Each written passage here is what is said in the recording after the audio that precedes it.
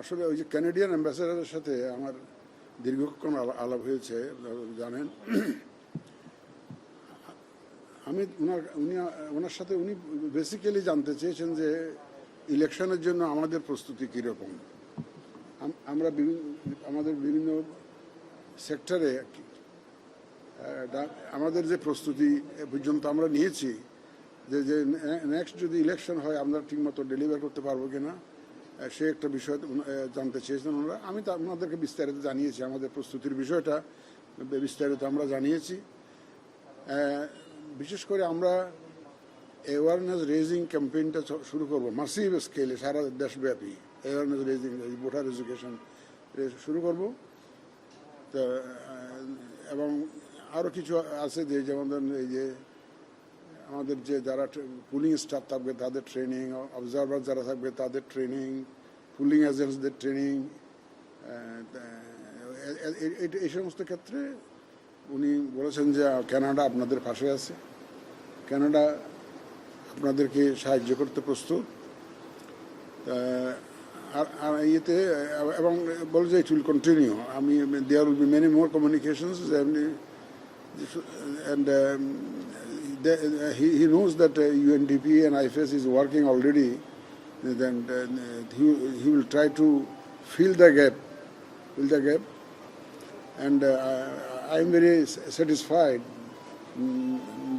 the kind of commitment he has expressed. It's very encouraging for me actually. It's very encouraging.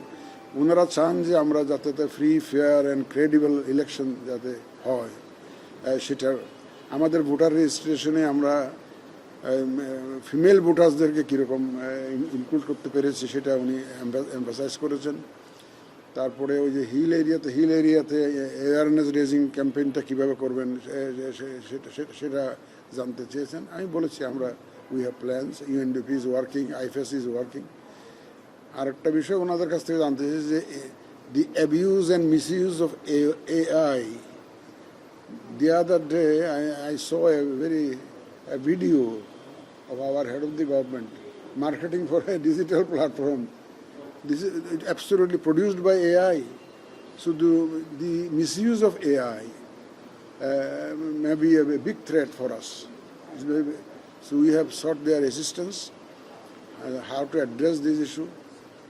They said because Canada had an election last year, গত বছরই তো ওনাদের একটা election হয়েছে, সুতরাং ওনাদের এই সমস্ত ইস্যুস ওনাদেরকেও ফেস করতে হয়েছে।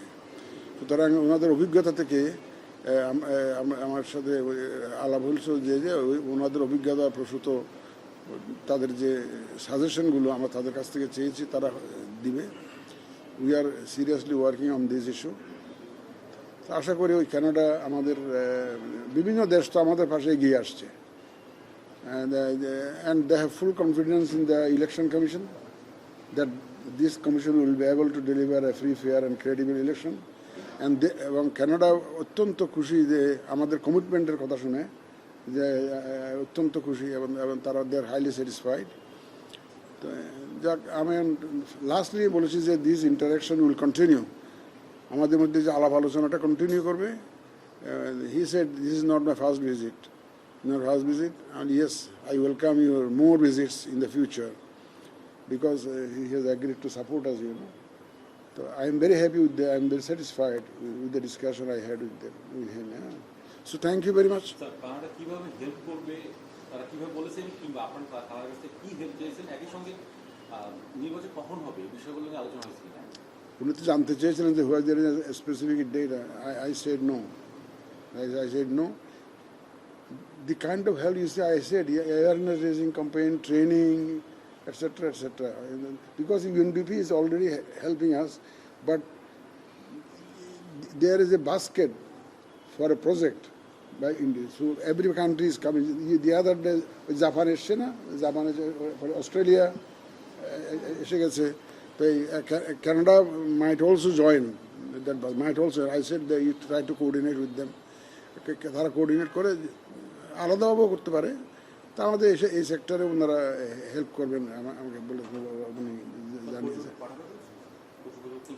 পর্যবেক্ষক নিয়ে কথা হয় নাই, আমি পর্যবেক্ষকদের ট্রেনিং নিয়ে কথা বলেছি, কারণ আমাদের যারা লোকাল পিপল যারা পর্যবেক্ষক হিসেবে কাজ করবে তাদেরকে ট্রেনিং দেওয়ার বিষয়টি আমরা জানিয়েছি যে যাতে আমরা হেল্প করবেন ওনারা। এর আগে আমরা যেটি দেখেছি যে অস্ট্রেলিয়া এবং জাপান আমাদের যেভাবে যে প্রজেক্ট যুক্ত হচ্ছে, কানাডার কি সম্ভাবনা আছে? আর সম্ভাবনা আছে, সেটির জন্যই কি আজকে আলোচনা? সেটির জন্য না, সেটির জন্য ওভারঅল হেল্প।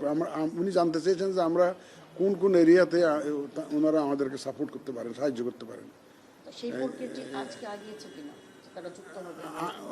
এগিয়েছেন মানে উনি তো টোটালি ওনাদের express their desire to support us.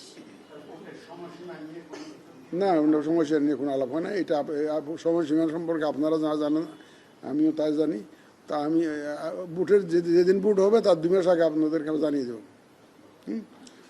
আগামী নির্বাচন বিদেশি পর্যবেক্ষক সংস্থা কেমন আসবে বলে আপনারা আশা করছেন?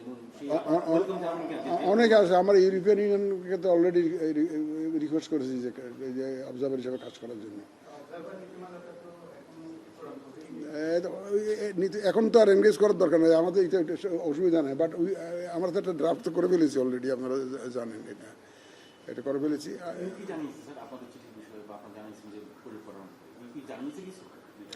মানে ইউ তো তারা বলছিল যে ওরা অবজারভার হিসেবে আসতে চায়, তবে আমাদের একটু আগে ভাগে চিঠি দিয়ে জানাইও।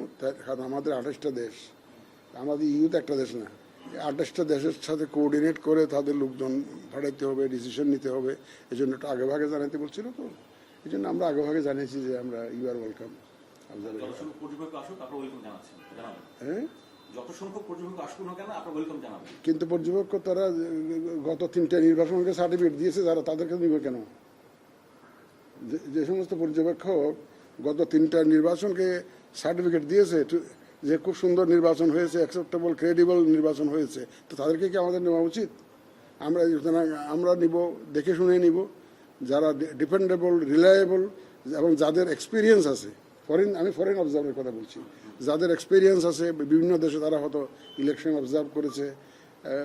সুতরাং ওই ধরনেরই আমরা নিব, মাইনাস দোজ যারা আগের 3টা নির্বাচনকে যারা সার্টিফিকেট দিয়েছে, এদেরকে কোনো মতেই না। ওকে, থ্যাংক ইউ।